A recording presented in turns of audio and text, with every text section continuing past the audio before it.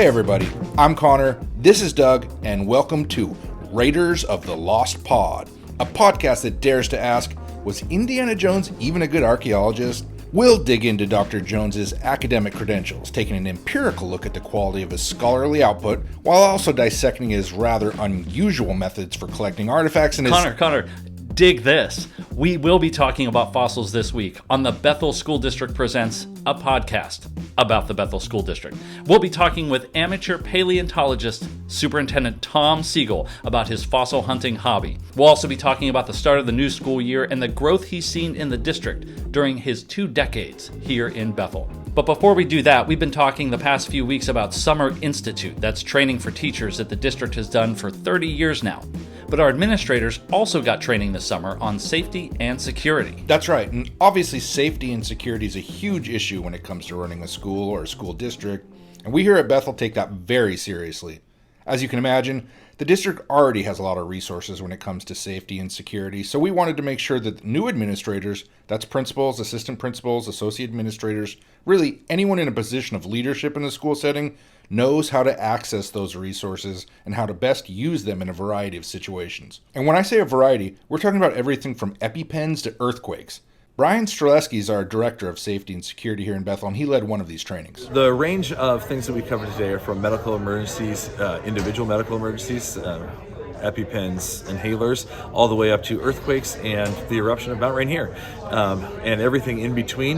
And the absolute scariest piece is an active situation in our buildings. And so we would go through kind of all of the different situations to prepare our staff for anything that happens. So there's a process and a clear and concise way to manage that and be able to communicate it back out to our families and to our community. Along with training for staff members, we also employ 5 Pierce County deputies as school resource officers, or SROs, here in Bethel. Yes, we have 5 SROs in the district, and we look at them as a resource. They're called school resource officers, and we want to use them as a resource. We had that conversation with our safety team here today, and just really trying to develop a plan to use them as a resource.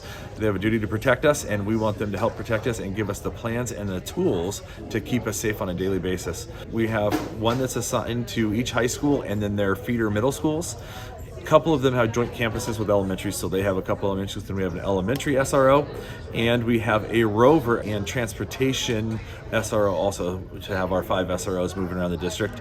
Again, we use them as a resource for our staff and students and a connection to our community to try and build that community relationship with the Pierce County Sheriff's Department and the Bethel School District. The SROs are assigned to schools throughout the district and have a huge impact in keeping our schools safe. Brian said that had a lot to do with the relationships that they're building with students and staff. Yes, we are trying to really help build relationships, and whether that is through our SROs or through our safety teams, the one way to prevent harmful situations is communication and relationships. And so we are really trying to hone in on the fact that we've got to get to know our kids and get to know our staff to keep everyone safe and secure. It's great to know that along with preparing new classrooms and new curriculum, our staff are taking time to ensure that the school year is going to be a safe one for our students. And coming up after the break, Doug is going to sit down with Superintendent Tom Seigel to talk about fossil hunting, the new school year, and we'll even find out what his favorite movie is. Stay with us.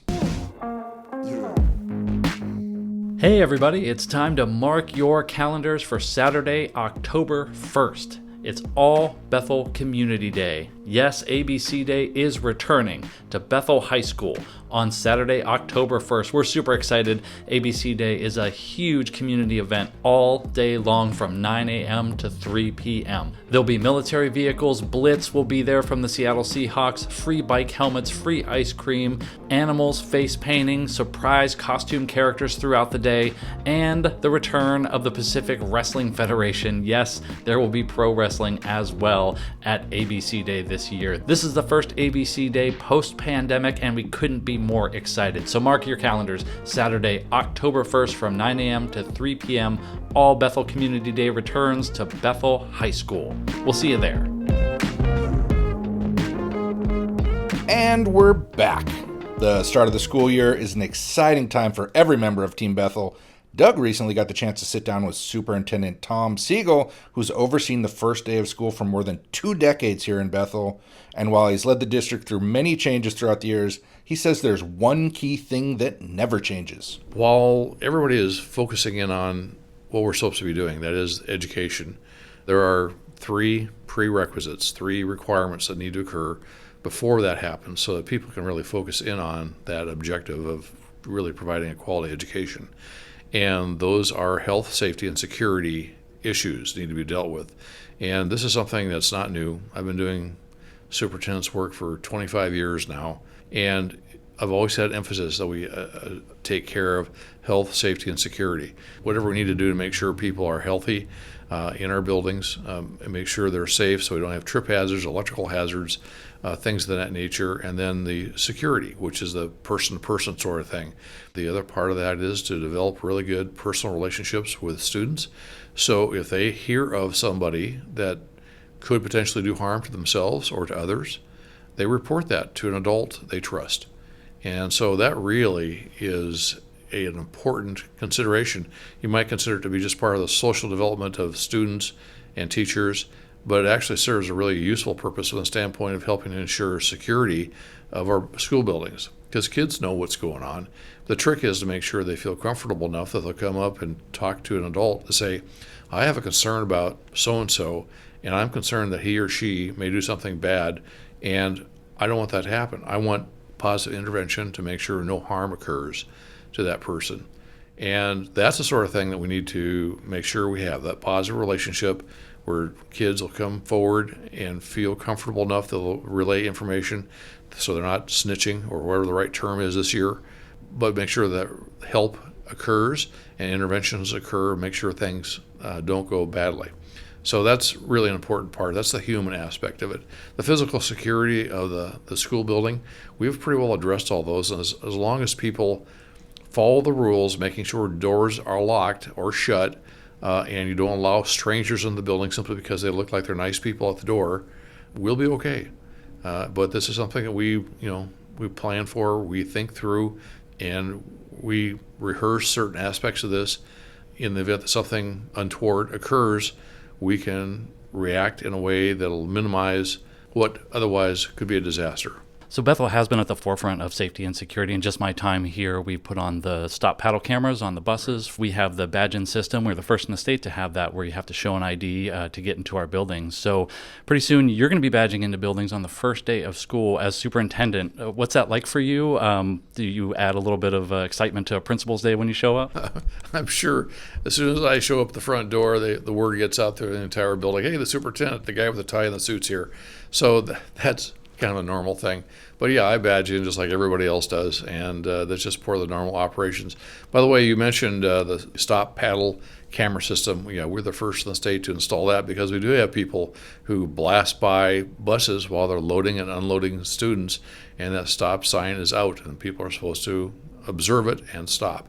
I don't remember what the dollar amount now is. It was $437 at one time. But it's a lot of money if you go through that, and the camera takes your picture. You will get a ticket, and you will be paying a lot of money or explain to the judge why you did something bad. So it's another step. We've also done some other interesting things. Although for years the county had not in the past authorized this, we now have speed zones around many of our schools that really need it to get traffic to slow down. And we have other things like flashing lights, again, to get drivers' attention to slow them down.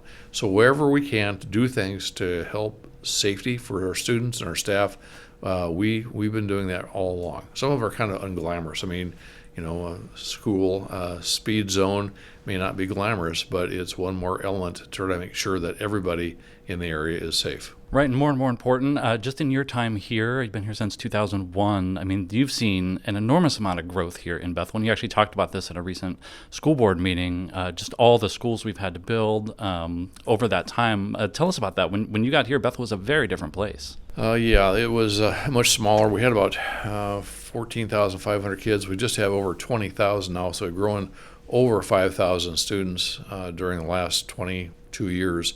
And the material condition of the buildings is significantly different now than it was. When I got here, the conditions of the buildings really were pretty abysmal. We've had a significant change, and basically our schools are in really great shape. We have built over that time 9 new capacity buildings, Frederickson Elementary, Catherine G. Johnson, which opened this year, as well as Bethel Hope. Nelson Elementary, Cougar Mountain was new, Liberty Middle School is new, Grand Kapowsin High School new, and frankly, the Pierce County School Center, although a separate entity, we are the founding school district and we are the host district. That's actually been built in 4 phases, and there is a 5th phase planned for it here starting another year. So we have a bunch of brand new capacity buildings. Right, all those schools that you talked about, brand new schools, brand new buildings here in Bethel, and those are built with bond dollars. That's taxpayer-approved money specifically for school construction. Thank you, as always, to our voters. Now, sometimes we'll pass a bond and we're going to renovate a school with some of that money, expand a school, things like that. But we've had some schools over the years that we've gotten into the project, and it's actually been cheaper to build a new school. So talk about that a little bit. It really has been an interesting journey. When I first got here, in particular, Thompson Elementary and Spanaway Middle were scheduled in the 2001 bond simply to be modernized. And after looking at the conditions of the building, it was actually cheaper to build replacement buildings. And so we actually replaced old Thompson Elementary and old Spanaway Middle, or junior high at the time, with brand new buildings that were much larger than the original. And I have to tell you, the physical condition of those 2 buildings were pretty bad. Thompson in particular, I want to mention, they were built with wooden floors. I understand at the time the school board, back when it was built, was very proud that they built the cheapest school in the entire state that year. And it's true. You also got what they paid for. The floors were plywood and would actually flex as a person would walk across it. And they had one custodian who actually fell through the floor. So that gives you an idea of the material condition of the building. And then as the old Thompson Elementary was being demolished, they had a small caterpillar, I don't remember the number, but it was a small one, and it just had to tap the wall and it collapsed. So the building was not particularly in great shape, and it was a good thing it went away. It's been replaced by, seismically well-built to standard buildings, as all of our buildings are. And I'm going to take us now from talking about old buildings to something even older. You are a bit of a fossil hound, and I know during the pandemic we actually recorded a couple of videos for students where you taled about fossils. How'd you get into that, and have you found anything interesting lately? Well, it actually goes back to when I was a kid. I lived in a part of the United States where there weren't any rocks. I lived in Moorhead, Minnesota, which was actually built on the old glacial Lake Agassiz, but they had 10,000 years of grass growth, so we had 10 feet of topsoil, and there was no visible rocks anywhere. So it was probably the fact that I finally found a rock someplace that fascinated me as a young kid, and then to read in books that there were such things as fossils was just fascinating. I really didn't have a chance to fossil hunt until I had a chance to live in the Denver area. And there you actually, if you were diligent enough, go out and look, and you could find fossils along the front range of the Rocky Mountains. And it's been kind of an annual trek out to one particular location in Wyoming, and I did it again this year, at least for a short period of time, where I went fossil hunting and came back with fish. So I'm kind of a stone fisherman. It's just fascinating to find the fossils. There's also pretty good leaf fossils up in Republic, Washington. There's a public quarry up there, and if you're diligent, you can find some leaf fossils that are pretty interesting.